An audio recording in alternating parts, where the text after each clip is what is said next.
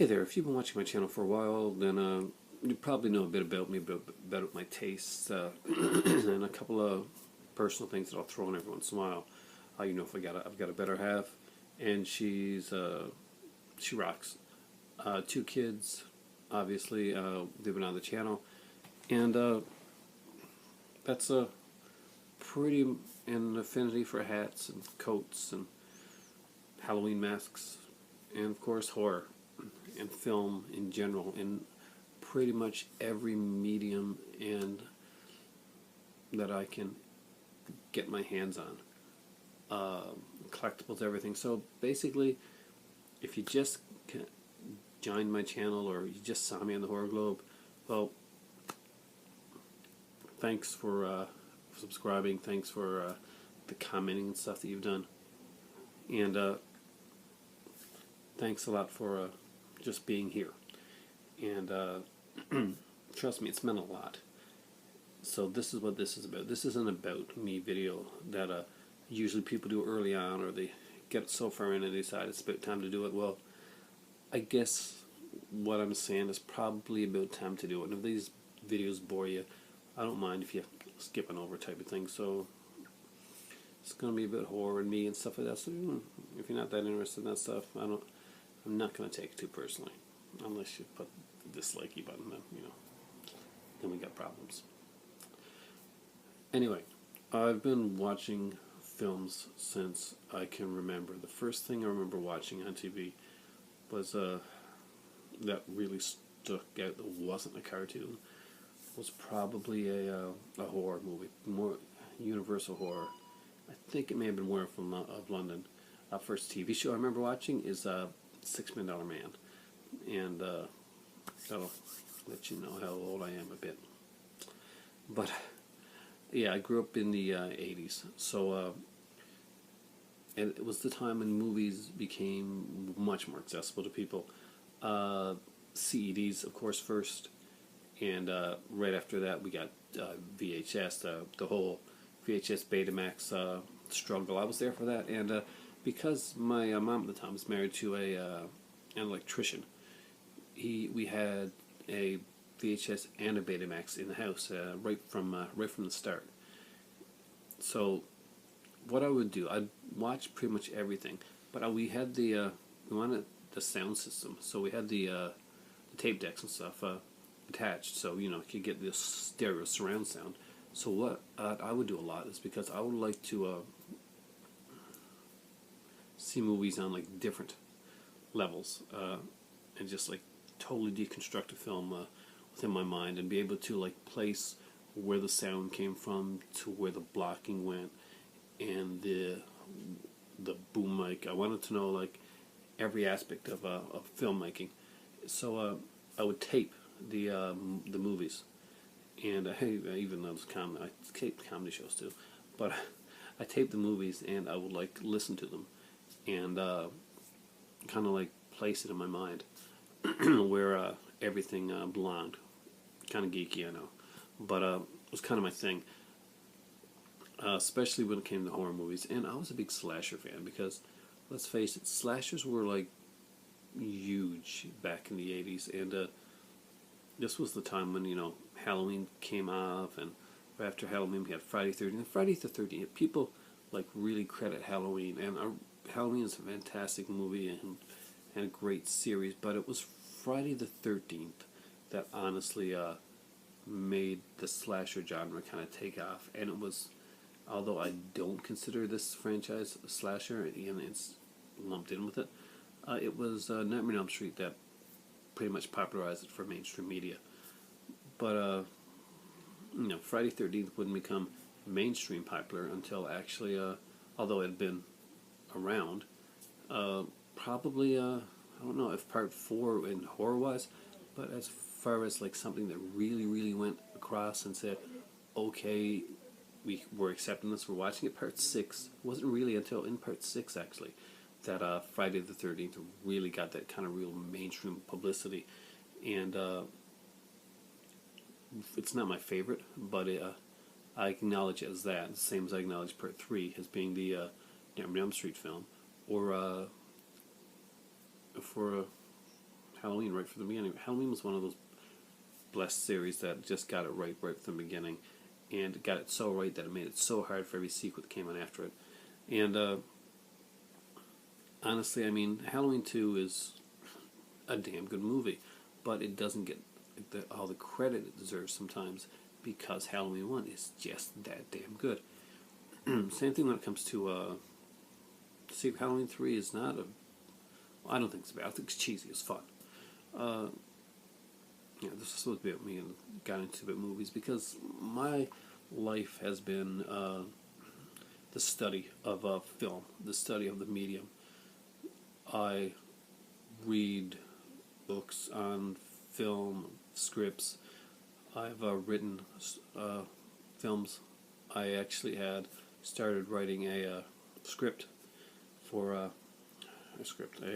couple of actual books on film. One was about the slasher genre in pretty much in general, and because I don't think there's although Going to Pieces was good, and there's some other great slasher film books out there, I don't think anything has really kind of hit that mark in the in where it should be.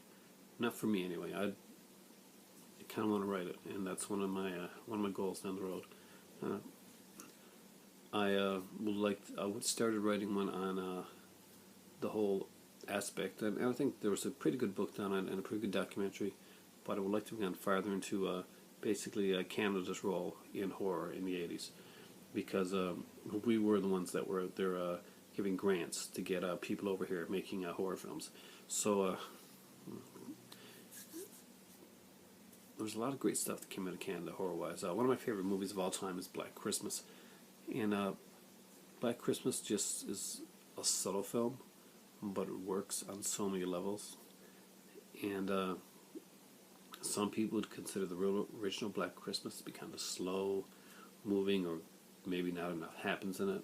But the film is just shot so beautifully that when I was a kid, we had a theater about 45 minutes from where I lived. And in this theater, we didn't see a lot of the mainstream, the new stuff, but we did see a lot of giallos. And we saw a lot of Jackie Chan before anybody knew who the hell Jackie Chan was. So we'd watch that, and we'd get a lot of posters and stuff like that with the movies when we go in. I remember going to see Humongous, and kind of a fun, like a Canadian slasher flick set on an island. That was I got a poster for that one. Terrified me. I think I also had the poster for Profonderos, Deep Red, and a few other like Argento ones. Argento was big in my life when I was growing up, and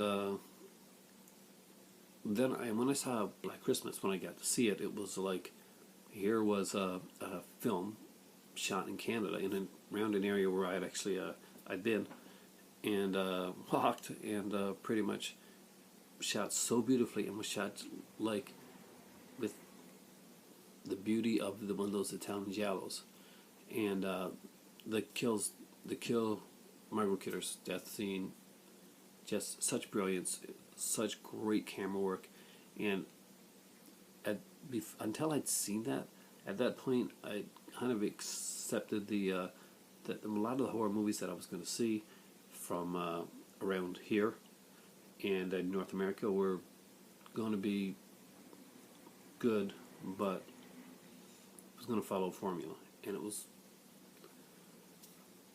And this was like, because I hadn't seen Black Christmas back when Black Christmas came out. I'm not that old, but I did see it around the time that I started seeing the Friday the 13th and the Halloweens and stuff like that. And it was, and I saw Black Christmas, I think, and the next night I watched When a Stranger Calls. And both movies blew my mind at the time because they didn't go where I expected them to go, because the formula had been set up, and they didn't follow the formula.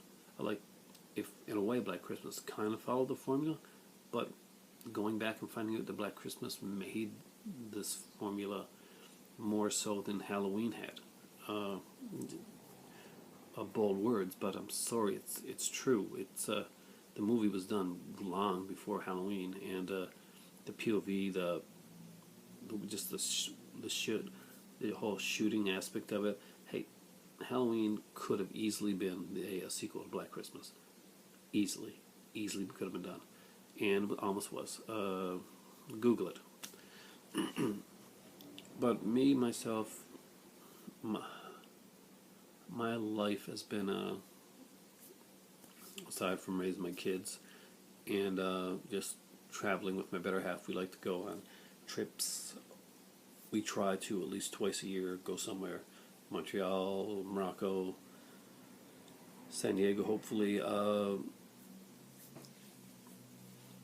I'm film, and I'm a business guy. I'm doing business in school, so because I ran businesses pretty much my entire life, and I wanted to get that piece of paper that put me on that next level, because I knew that coming up for me was a lot of opportunity in business, and I wanted to be completely prepared to like grab that brass ring and just go with it. So I went from writing independent films for horror scripts for a company, one that actually got made. Please never ever watch it. And to coming here, I was going to do massage therapy. Always been good with that type of stuff, and just business kind of came into my lap, and I went with that.